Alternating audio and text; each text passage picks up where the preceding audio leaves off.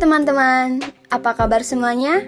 Kembali lagi dengan saya, Karina Etikasari, perwakilan dari kelompok 5 di podcast Apa Adanya. Pada episode kedua ini, kita akan membahas tentang seputar pendidikan, terutama inovasi yang terjadi saat ini untuk menjunjung program dari Pak Menteri ini, yaitu Merdeka Belajar. Sahabat podcast, seperti yang kita ketahui bersama, bahwa guru adalah faktor yang penting dalam pendidikan dan menentukan kualitas pembelajaran di kelas.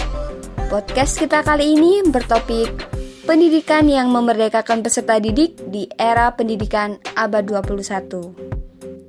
Nah, sebelum itu saya akan memperkenalkan rekan saya yang bekerja di balik layar.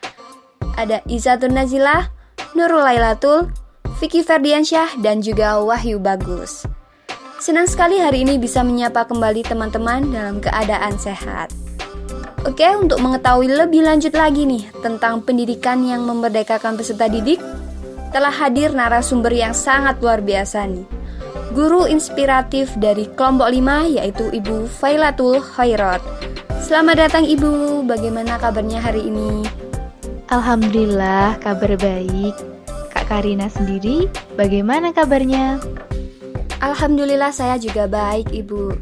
Sebelumnya terima kasih banyak Ibu sudah meluangkan waktunya untuk mengobrol nih dengan kita di tengah-tengah kesibukan Ibu. Saya juga berterima kasih nih Kak Karina, karena telah diundang di podcast Apa Adanya ini. Sama-sama Ibu, suatu kehormatan juga nih bagi kami. Nah Bu Faila, di podcast episode kedua kita kali ini, kita akan membahas tentang program dari Pak Menteri nih Bu, yaitu terkait Merdeka Belajar, khususnya di topik pendidikan yang memerdekakan peserta didik di era pendidikan abad 21. Wah, kayaknya bakal seru nih pembahasannya, karena salah satu programnya Mas Menteri ini masih hangat diperbincangkan dalam dunia pendidikan ya Kak Karin? Ya Bu, benar sekali, lagi hangat-hangatnya nih buat dibahas. Maka dari itu kita akan kulik bersama dengan Bu Faila di episode hari ini. Baik, saya mulai saja ya Bu, biar para pendengar tidak makin penasaran nih dengan pembahasan kita. Nah, untuk pertanyaan pertama nih Bu, menurut Bu Faila sendiri, apa sih makna dari kata merdeka itu? Oke Kak, saya bahas dari segi bahasa dulu nih ya. Arti merdeka sendiri itu awalnya berasal dari bahasa Sanskerta Mahardikeka yang berarti kaya, sejahtera, dan kuat. Sedangkan kalau menurut Kamus Besar Bahasa Indonesia, arti merdeka sendiri adalah bebas. Bebas yang dimaksud adalah berdiri sendiri, tidak terkena atau lepas dari tuntutan, tidak terikat, dan tidak bergantung kepada pihak tertentu. Nah, dari arti tersebut, merdeka menurut saya adalah adanya suatu keadaan bebas tanpa kendali dari pihak manapun, melainkan lebih kepada kesesuaian dengan kehendak dari dirinya. Jadi lebih ke tidak adanya tekanan dari orang lain gitu ya Bu? Iya Kak Karin, benar sekali. Wah, ternyata krusial sekali ya Bu, arti dari merdeka ini. Karena lebih mengarah kepada perasaan dari orang lain. Tapi gini Bu, kalau dari sisi pendidikan sendiri, bagaimana sih proses pembelajaran yang dapat memerdekakan peserta didik itu, terutama di abad ke-21 ini? Benar sekali Kak Karin. Tapi Kak, sebelum menjawab pertanyaan kedua, boleh nggak kalau saya jelasin pengertian dari peserta didik dulu? Karena dalam dunia pendidikan ini, peserta didik menjadi individu yang sangat krusial nih Kak. Boleh sekali Ibu, biar sahabat podcast ini juga tahu makna dari peserta didik ini. Jadi apa nih Bu, makna peserta didik sebagai individu di dunia pendidikan? Oke, terima kasih Kak Karina. Gini Kak, makna peserta didik adalah suatu individu yang berusaha untuk mengembangkan potensi diri melalui proses pembelajaran. Peserta didik juga dapat diartikan sebagai individu unik dengan beragam kebutuhan yang terus tumbuh dan berkembang sesuai dengan sifat dan karakteristiknya masing-masing sebagai manusia. Kebutuhan tersebut meliputi kebutuhan intelektual, sosial, fisik, psikoemosional, moral, dan juga kebutuhan spiritual. Oh, baik-baik Bu. Nah Bu, kalau dari pemahaman saya terkait pengertian tadi, berarti peserta didik itu memiliki kebutuhan dan karakteristik yang beragam ya Bu. Lalu bagaimana cara merancang pendidikan agar setiap individu itu bisa merasa memiliki kemerdekaan dalam belajar? Jadi, gini ya Kak Karina, pendidikan yang merdeka adalah pendidikan yang berpusat pada anak dan mampu untuk memberikan rasa nyaman, aman, dan berpihak pada ekosistem. Dalam pendidikan yang merdeka, peserta didik tidak hanya ditempatkan sebagai objek pembelajaran, melainkan sebagai subjek yang memegang peran penting dalam proses pembelajaran. Sehingga, guru harus mampu untuk merancang pembelajaran dengan memikirkan kebutuhan dan karakteristik peserta didik yang beragam tadi. Jadi guru harus mengetahui kebutuhan dan karakteristik dari setiap peserta didik ya Bu? Benar sekali Kak Karin. Kalau dalam istilah pendidikan itu namanya asesmen diagnostik, yaitu tahapan yang harus dilakukan oleh guru untuk mendapatkan informasi terkait peserta didik yang dapat dilakukan melalui observasi, wawancara, atau melalui tes. Nah, dari situ nanti guru bisa merencanakan proses pembelajaran yang dapat memenuhi kebutuhan peserta didik sesuai dengan karakteristiknya untuk bisa mendapatkan pengalaman belajar dan pengetahuan yang sama. Wah, ternyata sangat kompleks sekali ya tugas guru itu. Tidak hanya sekedar mengajar, memberi tugas, dan menilai saja ya Bu. Saya jadi bertanya-tanya nih, dari mana sih asalnya pemikiran pendidikan yang merdeka ini, Bu? Pemikiran pendidikan yang merdeka ini berasal dari Bapak Pendidikan Indonesia nih Kak Karin, yaitu Bapak Ki Hajar Dewantara. Beliau banyak sekali menyumbangkan pemikiran yang inspiratif bagi dunia pendidikan. Beliau menilai bahwa pendidikan itu harus mampu untuk memberikan rasa merdeka secara lahir maupun batin. Maksudnya adalah membentuk peserta didik yang mampu untuk mandiri, bisa berdiri sendiri, tidak tergantung pada orang lain, juga sadar tentang hak dan kewajibannya sebagai anggota masyarakat, supaya nanti bisa berpartisipasi dan berkontribusi kepada masyarakat. Berarti pemikiran ini muncul langsung dari Bapak Pendidikan Nasional kita ya Bu? Keren. Ternyata tokoh-tokoh pemikir Indonesia tidak kalah dengan ilmuwan di luar sana ya Bu. Makin bangga dengan Indonesia. Semoga saya dan pendengar setia podcast Apa Adanya ini kelak ada yang memiliki pemikiran luar biasa yang dapat berkontribusi untuk kemajuan pendidikan kita ya Bu. Amin. Oke, lanjut ke pertanyaan berikutnya. Kalau pendidikan di era abad 21 itu bagaimana ya Bu? Oke Kak Karina, saya jawab ya. Pembelajaran abad 21 itu adalah pembelajaran yang menggabungkan kecakapan literasi, kemampuan pengetahuan, keterampilan, perilaku, serta penguasaan teknologi.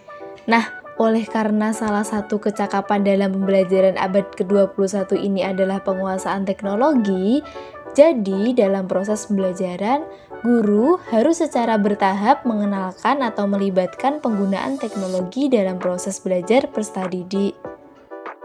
Berarti pembelajaran era abad 21 ini lebih mempersiapkan peserta didik agar mampu menghadapi tantangan kehidupan di masa depan ya Bu? Benar sekali Kak Karina. Jadi tujuannya langsung mengarah kepada masa depan. Baik. Lanjut ke pertanyaan selanjutnya nih Bu. Selain teknologi, kompetensi apa yang harus dimiliki oleh seorang pendidik nih Bu di abad 21 ini?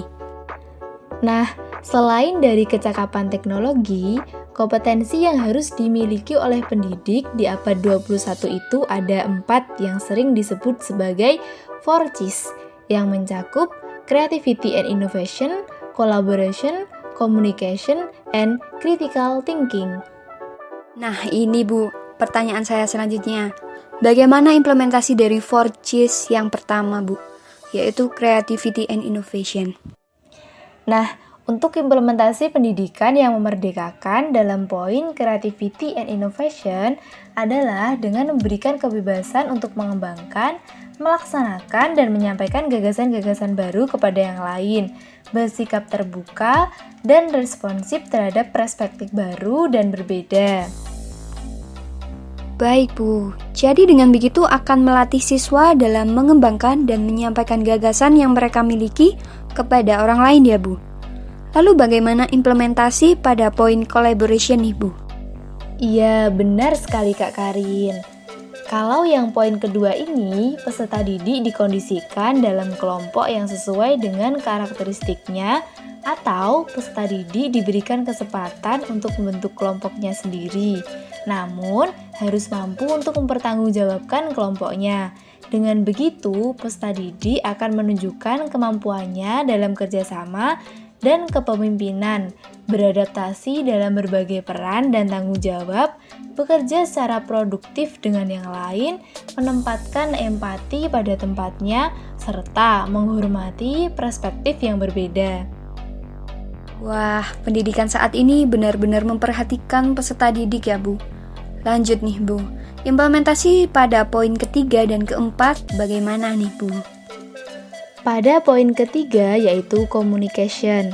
Untuk implementasinya adalah dengan memberikan kesempatan atau kebebasan kepada peserta didik untuk menggunakan kemampuannya dalam mengutarakan ide-idenya, baik itu pada saat berdiskusi dengan teman-temannya maupun ketika menyelesaikan masalah yang ditemuinya. Sedangkan kalau poin keempat yaitu critical thinking, untuk implementasinya dapat dilakukan dengan memberikan waktu dan ruang untuk peserta didik dalam memecahkan permasalahan yang dialaminya. Wah, berdasarkan dari penjelasan Ibu mengenai implementasi 4Cs tadi, jadi pendidikan era saat ini benar-benar ingin memerdekakan peserta didik ya Bu. Dan dalam pelaksanaan pembelajarannya pun sudah tidak bisa main-main nih, karena sudah memandang ke masa depan peserta didik. Saya menjadi banyak pengetahuan baru nih terkait dengan proses pendidikan saat ini. Dan selama proses perbincangan ini, saya menjadi sadar bahwa peran dan tugas menjadi guru itu tidak remeh seperti pandangan orang di luar sana. Guru juga secara tidak langsung memegang kunci kesuksesan dan merdekanya bangsa Indonesia melalui pembentukan generasi bangsa. Sangat luar biasa. Tentunya sangat tidak terasa, ternyata kita sudah mengobrol selama beberapa menit nih Bu. Membahas tentang pendidikan saat ini memang sangat menarik dan membuat saya benar-benar penasaran nih, ingin membahas lebih dalam lagi. Iya, benar Kak Karina. Ini saya juga lagi berjuang dan terus belajar dengan mengikuti pendidikan profesi guru di Universitas PGRI Kanjuruhan Malang. Dan mungkin sebagian dari pendengar podcast ini juga ada yang sama-sama berjuang untuk menjadi guru yang profesional agar kedepannya mampu ikut berperan untuk kemajuan bangsa Indonesia melalui kecerdasan generasinya. Wah, keren sekali nih Ibu Faila. Semoga dilancarkan pendidikannya ya Bu, dan jangan kasih kendor deh pokoknya. Nah Bu, mungkin perbincangan kita hari ini kita cukupkan sampai di sini dulu. Semoga perbincangan yang singkat tadi dapat menambahkan pengetahuan sahabat podcast tentang dunia pendidikan yang memerdekakan peserta didik. Semangat untuk teman-teman semua yang sedang berjuang menjadi guru profesional. Semoga kita nantinya bisa menjadi sosok seorang guru yang inspiratif seperti narasumber kita hari ini. Dan terima kasih nih Bu Faila yang sudah menyempatkan hadir di podcast kita hari ini dan memberikan banyak pengetahuan baru dan motivasi baru kepada sahabat podcast semua. Semoga sehat selalu ya Ibu Faila. Amin. Sama-sama Kak Karina. Saya juga berterima kasih karena sudah diundang dan diajak berbincang banyak di podcast Apa Adanya ini. Semoga acaranya terus berkembang dan bisa menjadi podcast yang edukatif ya Kak. Amin. Terima kasih Bu Faila. Nah, untuk sahabat podcast Apa Adanya, semoga bisa terhibur dan terima kasih sudah mengikuti obrolan kita hari ini. Sampai jumpa di podcast episode selanjutnya yang tentunya tidak kalah menarik. See you and bye.